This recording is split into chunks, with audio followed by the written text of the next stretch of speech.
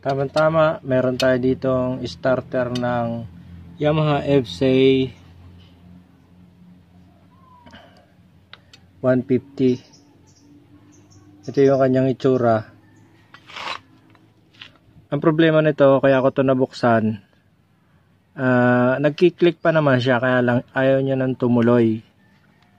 Baka mangyari din to sa inyong motor, o halimbawa ay mga scooter nyo na mga Yamaha din, o kaya naman ay kahit Honda. Ganito din yung magiging issue ng inyong motor pag naubos yung kanyang carbon brush. Ayan, ubos na yung kanyang carbon brush. Record pa. Tama, hala ko hindi nagre-record. Tapos itong kabila, ganun din, gas-gas na yung kanyang carbon brush. Ang nangyayari dito, pag pinastart mo, naugong na lang. Hindi ko na naipakita sa inyo, gawa ng syempre, inaalam ko pa kung ano talaga yung posibleng naging dahilan. Kaya ngayon, ito na nga, at nasa inyong harapan na. At makikita nyo na nga na ito yung kanyang naging dahilan na naging sira niya. Kaya pag ang inyong motor, katulad ng scooter o kaya naman yung mga malalaking motor, pagka pinostart nyo siya, ayaw na, buksan nyo lang to at makikita nyo kung ano yung diferensya niya. Posibleng carbon brush o kaya naman ay madumi lang dito.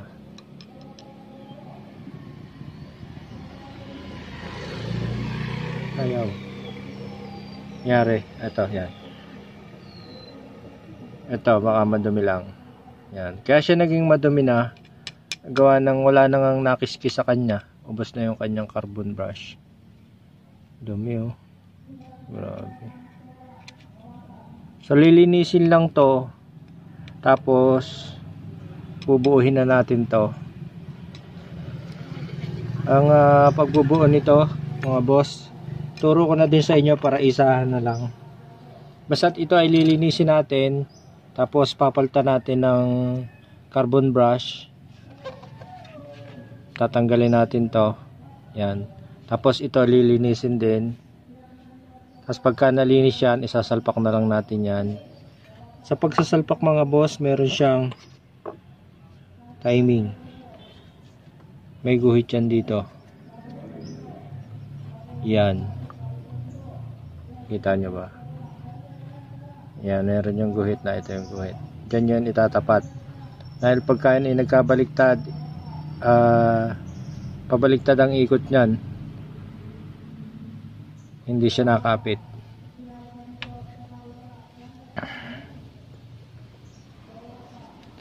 So, ganun lang. Pag check ng inyong push starter para magawa nyo, o kaya naman ay para maipagawa nyo. At saka sa pamamagitan ng video ito, o ikaw man ay beginner, ay malalaman nyo na kung ano yung diferensya ng inyong motor, bakit siya nagkaganon. Ano kaya ito? Magtatanggal pa ako nito. Tatanggalin ko to at saka ito, tapos saka ko lang siya mapapalitan. Buti itong isa nakatornilyo lang.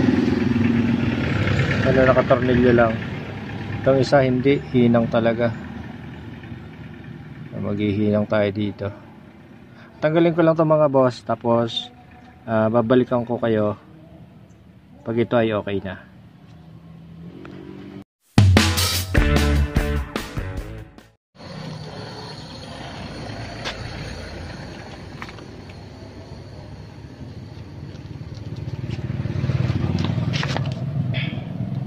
Okay, mga boss, at ito na, nalinis na natin. Malinis na yan. Ganyan siya kalinis pagka nilinis mo. Ginawa natin dyan ay Binugahan natin ng hangin, tapos kaunting gasolina, tapos baga uli ng hangin, tsaka ito, yan, nalihan na din natin ito, malinis na din. Ang inaantay ko na lang ay yung kanyang carbon brush, palit carbon brush siya. Tapos ito, nalinis na din natin. At mamaya ikakabit na lang natin yung carbon brush dito. Tapos masusubukan na natin siyang i-start. Ito nga pala mga boss ay nakababad ang itong gear na to, nakababad sa langis. Ibig sabihin ito ay tinatamaan ng langis, pero ang loob nito hindi. Meron siyang oil seal dito. Yan. Hindi siya papasukin ng langis dahil meron siyang oil seal. Pag ganyan yan, no?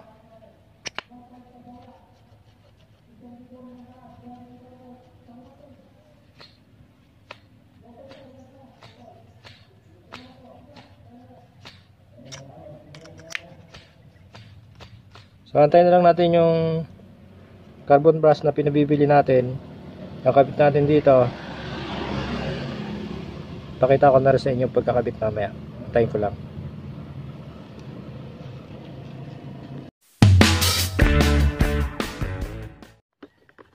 Yes, good day mga boss.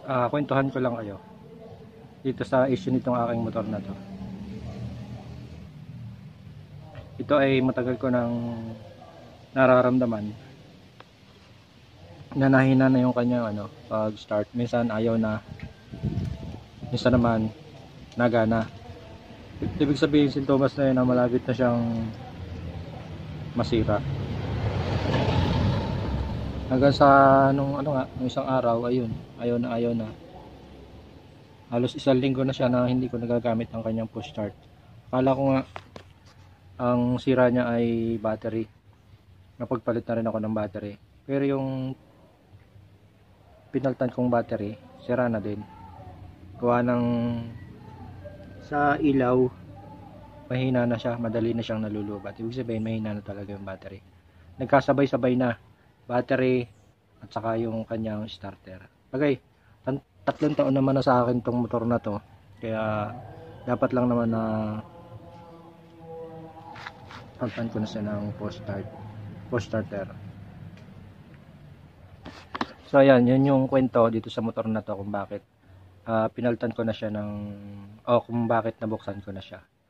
Pwede din mangyari to sa inyong motor, kaya nga pinapakita ko to sa inyong video ito para kung sakaling nangyari din sa inyong motor, nagkaganon din na hindi na siya nagana pero nalagitik yung kanyang relay. Pag nalagitik yung kanyang relay, ibig sabihin may power, nagana yung inyong switch. Pero pag nalagitik at hindi na nagana yung yung makina ng push start, buksan nyo na at sigurado palitin na yung carbon brush na. Ganun lang mga boss. Medyo malamlam tayo ngayon dahil medyo kakakain ko lang. So ayan, antay lang natin yung carbon brush na pinabibili ko.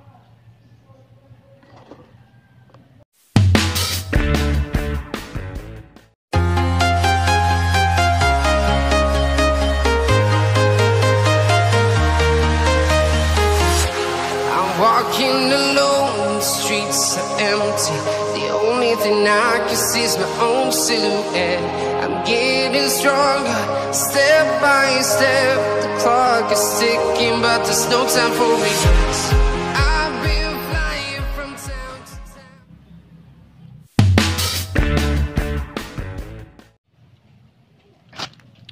At ito na nga mga boss, ang ating carbon brush.